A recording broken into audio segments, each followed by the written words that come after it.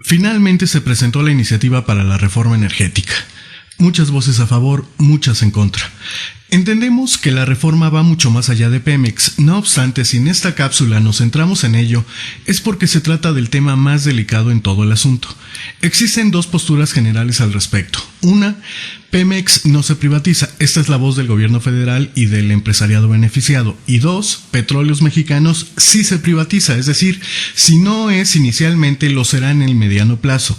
Una vez que se destrabe constitucionalmente, será cuestión de tiempo.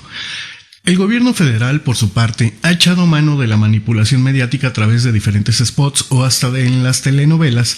Por eso afirmamos que existe una manipulación, para convencer o para tratar de convencer a la población de que la reforma será el mejor negocio para las y los mexicanos. Vaya, el PRI ha modificado toda la historia, su propia historia, para decir que hasta Lázaro Cárdenas lo había pretendido así. Esto es, el personaje histórico que recuperó el petróleo. Diferentes especialistas han subido artículos y videos a la red, en los que nos explican con argumentos técnicos que los argumentos del gobierno federal son una falacia, que Pemex se ubica entre las empresas más rentables del mundo y que el problema está en la corrupción.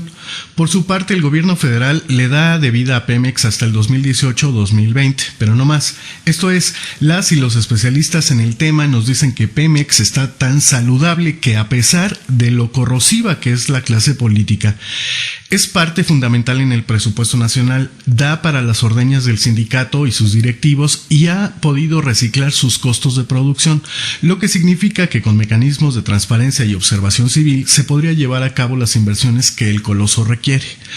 Por su cuenta, el gobierno federal, con pura demagogia, es decir, con la misma retórica y recetas mágicas que se utilizan durante las campañas electoreras, nos dice que es algo necesario y urgente, lo mismo que afirmaba el PAN en el sexenio pasado y a lo que el PRI se opuso. En su turno, las izquierdas institucionales se suman a la postura que va en contra de los contenidos de la reforma, pues consideran que terminará en una privatización eventual. El problema es que los grupos que comparten este argumento se han vuelto irreconciliables. Por un lado, el Morena, en la voz de López Obrador, ha puesto distancia con el PRD, pues cuestiona cómo es que éste llevará a cabo las acciones de oposición y resistencia sin dejar el Pacto por México. Vaya, el instrumento que está diseñado en su segunda modalidad para sacar esta y las otras reformas. Por el otro lado, el PRD opina lo contrario, es decir, que puede llevar a cabo esta defensa y esta resistencia desde el interior del Pacto por México. Bueno, la sociedad civil en las redes, por su cuenta, se opone a la intentona dando por hecho que habrá una privatización y se pronuncia por no apoyarla, naturalmente, y por la resistencia sobre la base de dos temas generales. Uno, el petróleo es un bien de la nación. Esto es que, además de ser un recurso de las y de los mexicanos, es un elemento identitario y de cohesión nacional. Y el segundo tema es que Pemex aporta más de un tercio y cerca de la mitad del Producto Interno Bruto. Esto significa que, de venderse o en caso de ser vendido, las y los mexicanos tendremos que cubrir con impuestos este enorme hueco presupuestal, pues el Estado se ha reducido en responsabilidades pero no en gasto. De hecho, el gasto es inversamente proporcional a la reducción de responsabilidades, o lo que es lo mismo, le pagamos a la clase política cada vez más por hacer menos. En fin, sobra la información y a la vez estamos profundamente desinformados, por lo que en Polacoland proponemos dos condicionantes que anteceden a la discusión. Uno, la condición democrática. Muchas y muchos intelectuales ya dieron por terminado el debate sobre la transición democrática en México. De este modo, para ellas y ellos tenemos una democracia, quizá deficiente o con muchos conflictos, pero reunimos los elementos mínimos para asumirla como tal. Para nosotros, aquí en Polacoland, no es así. Y esta discusión revivió desde que se destapó el caso Monex. Desde nuestra perspectiva, en México ya no contamos ni siquiera con la democracia electoral, mucho menos con una democracia sustantiva, y para ello bastará con echarle un ojo a los reportes serios sobre las incidencias ocurridas en las contiendas electorales de 2012 y 2013. Y con reportes serios no nos referimos a Televisa, TV Azteca y a las estaciones de radio o diarios y revistas alineados, o mejor dicho, que tienen alineado al Estado, que no es lo mismo. Nos referimos a reportes serios. No existe el Estado de Derecho. La violación a los derechos humanos es sistemática. Vaya, no hay manera de sobrevivir a este sistema apegados a la moral o a los principios. En suma, la corrupción reina en cada espacio de nuestras vidas. por lo que la ilegalidad e impunidad han obligado a una regresión de la transición democrática. Ahora, esta regresión la inició el PAN. Ojo, el PRI la intensificó y se benefició porque es su hábitat natural, pero el PAN fue el que la impulsó, siendo que tenía el papel histórico de echarlo para atrás, pero en fin. El segundo tema es la condición educativa. La educación en el país es tan deficiente que el PRI regresó a los pinos. Eso es prueba suficiente. ¿Por qué? Porque esto evidencia a un país que desconoce su historia reciente, que no tiene criterio para evaluar a sus gobernantes y que confía con mucha ingenuidad e ignorancia en sus depredadores.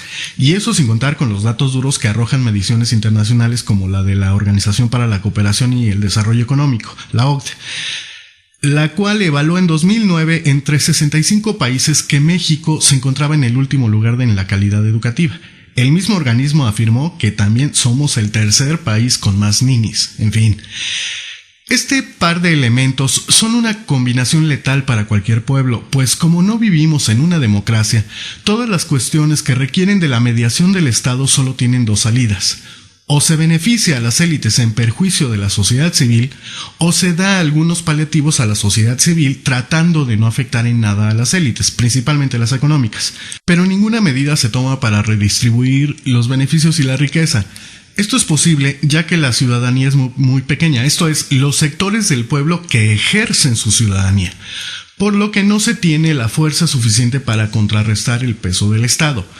Un Estado con tanta corrupción que el contrapeso entre los tres poderes prácticamente no existe. A ello sumemos la apatía de un sector enorme de la sociedad que está dispuesto a ceder su poder ciudadano, porque no cree que pueda hacer cambios significativos por sí mismos, y termina, por ejemplo, en el tema electoral, vendiendo su voto bajo el siguiente argumento: el que llegue será lo mismo, hará lo mismo y seguiremos jodidos, al menos estos me dieron una lana. Este sector, debido a las carencias educativas, no puede correlacionar que esta actitud es la que lo hunde cada vez más y llega a pensar que es inevitable. A esto se suman los argumentos de la Iglesia y muchas personas terminan por asumir su desgracia de manera religiosa, esto es, Dios así lo quiere. Echémosle un ojo a la iniciativa. Habla de puras maravillas. El formato es el mismo que se utiliza durante las campañas, en este caso la de 2012. El punto es que el PRI prometía que no habría de subir impuestos y que generaría un mundo de empleos, y hoy no solo hay más empleos, sino que los que había se están perdiendo, hay menos. Hoy, además, ya nos están cocinando más impuestos y en dos rubros muy delicados, alimentos y medicinas. Ya que más da si respetan la canasta básica, esta ya no se compra con un salario mínimo. En este escenario, ¿por qué habríamos de creer que en realidad van a bajar los combustibles y vamos a tener más empleos con la reforma energética? Cuando no ha pasado un mes de que se vendió el complejo petroquímico Los Pajaritos y ya van a echar a la calle a 1,800 empleados. Y la iniciativa privada se quedará además con el 58% de los activos, es decir, que lo van a controlar todo. Si la educación tuviera una calidad mínima, tendríamos una incipiente democracia, pero democracia al fin, con lo que tendríamos también mecanismos de defensa frente a los excesos del Estado y de la clase política. Pero como no la tenemos, podemos explicar fácilmente por qué los trabajadores de Pemex le siguen creyendo a su líder sindical cuando no le ha dado siquiera la cara a los trabajadores que van a echar en Coatzacoalcos. Si y los trabajadores de Pemex buscaran informarse para deducir lo que será su futuro, ya habrían parado la producción, pero no, brillan por su ausencia. La sociedad civil que está ejerciendo ciudadanía es la que está intentando la defensa del petróleo y con ello la protección de las plazas. Pero vaya, ¿qué esperan los sindicalizados? ¿Creen que no les sucederá lo mismo que a los compañeros de Coatzacoalcos?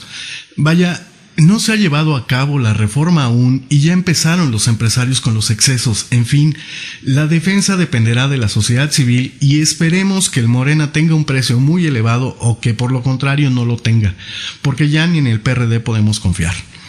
Ahora el gobierno federal le ha dado por tratarnos como paranoicos, es decir, que actuamos de manera reaccionaria y sin sentido, irracionales. Pero lo cierto es que desde la reforma neoliberal de 1982 hasta la fecha, la sociedad civil ha sido rehén de la clase política, y la prueba de ello es que vivimos en un sistema social que lo único que ha sabido producir de manera creciente y sostenida es pobreza, exclusión social. Vaya, ya ni la preparación profesional es suficiente para salir adelante porque el 71% de las y los profesionistas no pueden ejercer sus carreras. En contraste, el sistema ha dado para acumular excesos de riqueza en pocas manos y, por ejemplo, un botón, Carlos Slim. De este modo, con nuestra calidad democrática y educativa, en Polacoland creemos que existen 3 escenarios básicos para Pemex. 1. No se privatiza, pero México paga los costos de producción para maximizar las ganancias de la iniciativa privada y mantener el sindicato con sus ordeñas como hasta ahora, lo que explicaría por qué Romero de Champs ha guardado un silencio aterrador. 2. No se privatiza inicialmente, pero México paga los costos de producción y de traslados mientras se lleva a cabo la privatización paulatina, es decir, después de que el PRI haya logrado ganar la elección de 2018, que es la que fortalecerá la nueva versión de la dictadura perfecta. En este escenario ya se tendría negociado con Romero de Champs el fondo millonario de su retiro, más lo que salga en el proyecto, así como cada partido, es decir, PRD y PAN, con sus cuotas.